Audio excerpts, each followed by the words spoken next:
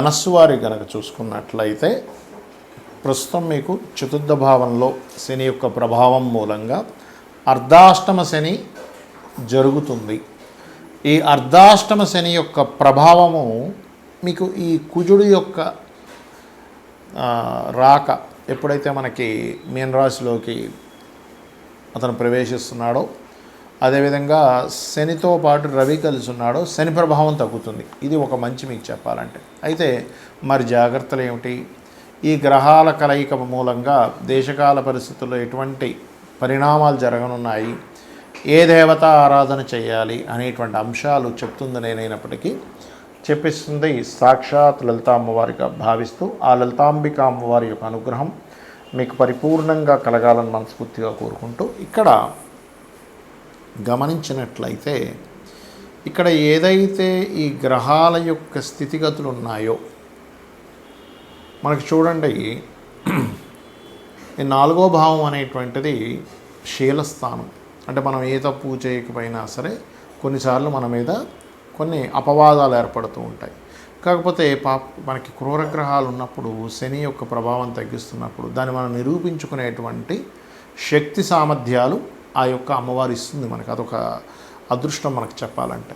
కాకపోతే ఇక్కడ ఈ 4వ భావం అనేటువంటిది గృహము, వాహనము, విద్య, తల్లిగారు, శీలము, ఈ 5 అంశాలు చెప్తుంది. కాబట్టి మీరు ఏదైనా సరే ఒక గృహం తీసుకుంటున్నారు, అది సరైనటువంటి వాస్తుపరంగా బాగుందా లేదా ఆ యొక్క భూమి కానీ ఆ యొక్క గృహం కానీ స్థలం కానీ ఏవైతే ఉంటాయో అవి ఏమైనా వివాదాస్పదమైనటువంటి విషయాల్లో ఉండగా మనకు అమ్ముతున్నాడా, ఈ యొక్క విషయం జాగ్రత్తగా చూసుకోండి. అలాగే కొన్నిసార్లు ఫ్యాక్టరీస్, 4వ భావం అనేటువంటి మనం పెట్టే ఫ్యాక్టరీలు కూడా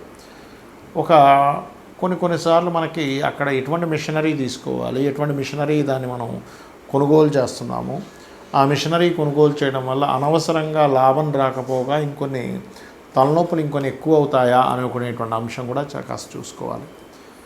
ఈ 4వ భావంలో తల్లిగారు కూడా ఉంటారని చెప్పుకున్నాం కాబట్టి కొంచెం ఆవిడ యొక్క ఆరోగ్య పరిస్థితి ఎలా ఉంది, ఆవిడ ఆరోగ్యంలో ఏమైనా కొంచెం మార్పులు వస్తున్నాయా అనేటువంటిది మనకి అన్ని ధర్మాల కంటే తల్లిదండ్రుల యొక్క విషయాన్ని చూసుకోవడం చాలా గొప్ప ధర్మం. కాబట్టి ఎందుకంటే మనకి జగత పితరం వందే పార్వతీ పరమేశ్వరం అంటుంటారు. ఎలా అయితే మన జగత్తుకి పార్వతీ పరమేశ్వరులలాగో ప్రతి వ్యక్తికి కూడా తల్లిదండ్రులే పార్వతీ పరమేశ్వరులు. లక్ష్మీనారాయణలు అనుకోండి, పార్వతీ పరమేశ్వరులు ఏదైనా కానీ. కాబట్టి తల్లిగారి ఆరోగ్య విషయంలో చాలా జాగ్రత్తగా ఉండాలి. తండ్రి ఆరోగ్య విషయంలో కూడా, ఎందుకంటే 9వ అధిపతి వస్తున్నాడుగా 4వ భావంలో, కాబట్టి ఈ విషయంలో కాస్త జాగ్రత్తగా ఉంటే మీరు నిత్యము లలితా సహస్రనామాలు, లక్ష్మీ నరసింహస్వామి యొక్క ఆరాధన, మరియు అదేవిధంగా శివార్చన, శివునికి అభిషేకాలు చేయించుకోవడము, చండీ వినడము, చండీ పారాయణం ఇంట్లో ఏదైనా చేసుకోవడం, ఇంట్లో శివలింగం మీద నిత్యము అభిషేకం చేయడము, గోవులకి కాస్త క్యారెట్స్, బెల్లము లాంటివి తినిపించడము, ఇవి గనక చేసినట్లయితే ఆ యొక్క అమ్మవారి అనుగ్రహంతో మీకు పరిపూర్ణంగా అన్ని విధాలా బాగుంటుంది. దీని మూలంగా రైతులకు కానివ్వండి, అసలు జాతకమే లేదు, జాతకం లేని వారికి కానివ్వండి, దేశకాల పరిస్థితులు అంటే మైథుని జ్యోతిషం, ముండేన్ ఆస్ట్రాలజీ అంటాం, ముండేన్ ఆస్ట్రాలజీ పరంగా మనకి ప్రపంచవ్యాప్తంగా ఎటువంటి ఫలితాలు జరగనున్నాయి అనేటువంటి అంశం కనుక మనం చూసుకున్నట్లయితే ఇక్కడ ఎప్పుడు కూడా ఈ సంవత్సరానికి రాజు గురువు అయితే మనకి మంత్రి కుజుడయ్యాడు. గురువైనటువంటి రాజు మీనరాశిలో ఉండేటువంటి ఎనర్జీ అంటే మనకి ఒక గ్రహం ఎప్పుడు కూడా మనకి పరాశర మహర్షి చెప్పినట్టుగా ఆత్మ సంబంధినో ఏచ ఏ నిజసధార్మిణ దశాంతర్దశాశ్వేవ దిశంతి స్వదశాఫలం. దశాఫలితాలు ఇచ్చేటప్పుడు కానీ, లేకపోతే ఒక గ్రహం తన యొక్క ఫలితాలు ఇచ్చేటప్పుడు కానీ తన రాసుల్లో ఏ గ్రహం ఉంది, తనతో పాటు ఏ గ్రహం కలిసి ఉంది, తనని ఏ గ్రహాలు చూడబడుతున్నాయి, ఇవన్నీ మనం తీసుకుంటాం. కాబట్టి ఇక్కడ ద్విస్వభావ రాశుల్లో ఉండేటువంటి గురువు మరొక ద్విస్వభావ రాశుల్లో ఉండేటువంటి 3 గ్రహాల యొక్క ప్రభావాన్ని పొందుతున్నాడు. కాబట్టి రైతుల విషయం కనుక చూసుకున్నట్లయితే ముఖ్యంగా మామిడి పళ్ళు, అరటి పళ్ళు అమ్మేటువంటి ఎగుమతి దిగుమతి, అప్పుడు మనకి ఎగుమతి చేసేటువంటివి కొన్ని ఉంటాయి. ఇటువంటివి ఈ పంటలు పండించేటువంటి రైతులు కాస్త ముందుగానే వర్షాలు పడబోతున్నాయి, అనవసరంగా పండు ఏదైనా మనకి దెబ్బతింటుంది. ఇప్పుడు ఏంటంటే వడగళ్ళ వానలు, విపరీతమైన వర్షాలు, లేకపోతే విపరీతమైన గాలులు, ఎండాకాలంలో విపరీతమైన వర్షాలు పడతాయి. చూడండి, గుర్తుపెట్టుకోండి. ఎప్పటి నుంచి ఇది అంటే మే 1-2 తేదీల నుంచి కుజుడు మారుతున్నాడు కాబట్టి దానికంటే ముందు నుంచే ఒక వారం ముందు నుంచే దాని ప్రభావం ఉంటుంది. మార్చి 26 నుంచే ఉంటుంది. కాకపోతే అక్కడి నుంచి ఇంకా పెరుగుతుందన్నమాట, పెరగడం అనేటువంటి జరుగుతుంది. మరి ఈ పసుపు అంటే పచ్చగా ఉండేటువంటివి ఏవైతే ఉంటాయో అందులో అరటిపళ్ళు ఉంటాయి, మామిడి పళ్ళు ఉంటాయి, ఇంకేవైతే పండ్లు ఉంటాయో వాటి మీద దాని ప్రభావం ఉంటుంది చెప్పాలంటే. మరి ఈ యుద్ధ సంబంధించినటువంటి విషయంలో అంటే ఖచ్చితంగా మీరు చూడొచ్చు, ఒక వారం ముందు నుంచే అంటే మే 2 నుంచి కుజుడు మారుతున్నాడు అంటే దాదాపుగా మార్చి 26వ తేదీ నుంచే ఈ యుద్ధ సంబంధించినటువంటి విషయంలో తీవ్రత బాగా పెరుగుతుంది. ఇవన్నీ అసలు మనం ఎందుకు చెప్పుకుంటున్నాం, ఎక్కడో జరిగే యుద్ధం గురించి మనకెందుకు అంటే, ఎక్కడో యుద్ధం జరుగుతూ ఉందంటే ప్రతి దేశంలో ప్రతి ఒక్కరికి ఏదో రూపంలో వాళ్ళకి దాని యొక్క ప్రభావం పడుతూ ఉంటుంది. అంటే ఏమిటి, ఇప్పుడు మనకి వంట చమురు ఏవైతే గ్యాస్ ఉందో దాని మీద ప్రభావం, పెట్రోల్ డీజిల్స్ మీద ప్రభావం, లేకపోతే ఆయా దేశాల్లో కొంతమంది మన భారతీయులు ఉంటారు. ఆ భారతీయులు అక్కడ ఉంటే ఒకవేళ కొంచెం సరిహద్దు ప్రాంతాల్లో ఉంటే కొంచెం లోపలిగా వెళ్ళి ఉండడం. ఇక్కడ ఏంటంటే యుద్ధం ఎప్పుడూ కూడా పెరగకూడదు, మనందరం అదే కోరుకోవాలి.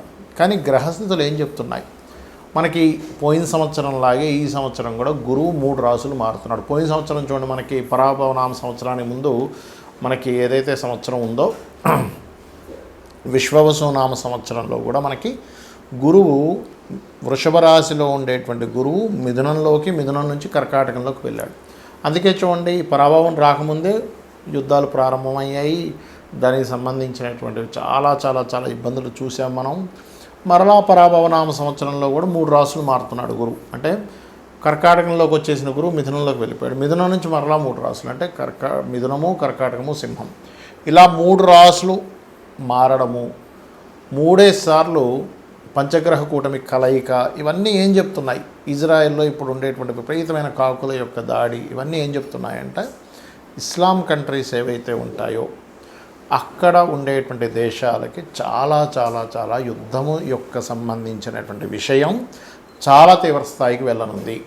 కాబట్టి ఇక్కడ ఏంటి, సామాన్య ప్రజలు, అది అక్కడ ముస్లిమ్స్ అయినా ఎవరైనా కానీ ఇప్పుడు యుద్ధంలో పాల్గొనేటువంటి వాడికి మాత్రమే ఇబ్బంది ఉండేది ఒకప్పుడు. ఇప్పుడు అలా కాదు, సామాన్య ప్రజల మీద పడుతుంది. కాబట్టి సామాన్య ప్రజలు అక్కడ ఉండేటువంటి వారు వీలైనంత మటుకు కాస్త అక్కడ ఏదైనా బంకర్లు అవి ఉంటే వాటిల్లో కాస్త ఉండడము, ఇటువంటివన్నీ చేయాలి. ఎందుకంటే ఇక్కడ ఈ 3 గ్రహాల యొక్క కలయిక అనేకమైనటువంటి దేశాలను ఇన్వాల్వ్ అయ్యేలా చేస్తుంది. అంటే వారు కూడా మేము కూడా యుద్ధంలోకి వస్తామనేటువంటి ప్రభావాన్ని పెంచుతూ ఉంటుంది. కాబట్టి ఈ విషయంలో అతి ముఖ్యంగా జాగ్రత్తగా ఉండాలి. మరి దీనికి ఏమిటి, ఇప్పుడు ఇందాక నేను మీకు ఒకటి విషయం చెప్పాను, ఏమన్నా మరి జాతకం లేని వాళ్ళు ఏం చూసుకోవాలి. ఈ 3 గ్రహాలు సహజ 12వ స్థానంలో ఉన్నది కాబట్టి ఖర్చులు, మదుపు పెట్టేటువంటి విషయాలు, వివాహ జీవితం మీద ఈ 3 మీద జాగ్రత్తగా ఉండాలి.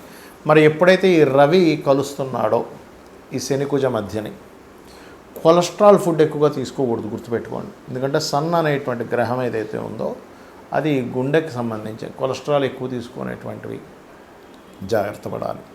అదేవిధంగా రవి రాజులకి కారకుడు. రాజు అంటే ఇప్పుడు ఉండేటువంటి పరిభాషల్లో చూసుకున్నట్లయితే సీఎంలు, పిఎంలు, రాజకీయ నాయకులకి కూడా ఇది వర్తిస్తుంది. ప్రెసిడెంట్లు, రకరకాల దేశాల్లో ఇప్పుడు చైనా లాంటి దేశం ఉంది, లేకపోతే కొన్ని దేశాల్లో ఏంటంటే ఇంకా వాళ్ళ మళ్ళీ అందులో అక్కడ ఓట్లు వేయడం, జనాలు ఒకరిని గెలిపించడం ఇట్లాంటివి ఏమి ఉండవు. కాబట్టి దేశ నాయకులకి చాలా పెద్ద ముప్పు. ఎందుకంటే నాయకుడికి రాజుకి కారకుడైనటువంటి రవి ఎప్పుడైతే శనికుజ గ్రహాలతో మీనరాశిలో కలిసి ఉన్నాడో ఇది దేశ నాయకులకి ముప్పునిస్తుంది. ఇంకోటి ఏంటి, ఈ గురువు అతిచారంలో సింహరాశి వైపు వెళ్ళిపోతాడు. కాబట్టి ఇక్కడ ఏంటి, 3 రాసులు జలము, అగ్ని, వాయువు, ఈ 3టిని కలుషితం చేసేటువంటిది. ఇప్పుడు ఒక యుద్ధం వచ్చిందనుకోండి, వాయువు కలుషితం అవుతుంది. నావీ సంబంధంలో యుద్ధాలు వచ్చాయి, జలం కలుషితాలు అవుతాయి, జల సంబంధించినటువంటి ప్రళయాలు వస్తాయి, టోర్నడోలు, అదేవిధంగా అగ్ని సంబంధించినవి. అందుకని ఏంటంటే మీ యొక్క ఇష్టదైవం ఎవరైనా సరే, మీ ఇష్టదైవం ఎవరైతే ఉంటారో వారిని మనస్ఫూర్తిగా ఆ యొక్క పరమాత్మ మిమ్మల్ని ఎటువంటి ఇబ్బంది కలగనివ్వకుండా ఆయన పూర్తిగా కాపాడుతాడనేటువంటి విశ్వాసంతో మీరు మీ నిత్య దేవత ఆరాధన చేయండి. ఇందాక నేను చెప్పినటువంటి పరిహారాలు చేయండి. ఇక్కడ ప్రపంచం ఏ ఏ దేశాలు వాళ్ళ యొక్క ఈగోలతో వాళ్ళు అనుకునేటువంటి దీంతో గొడవలు పడుతున్నప్పటికీ సామాన్య ప్రజలకి ఏమీ కలగకూడదు అనేటువంటి సదుద్దేశంతో ఈ యొక్క విషయం చెప్తున్నాను నేను మీకు.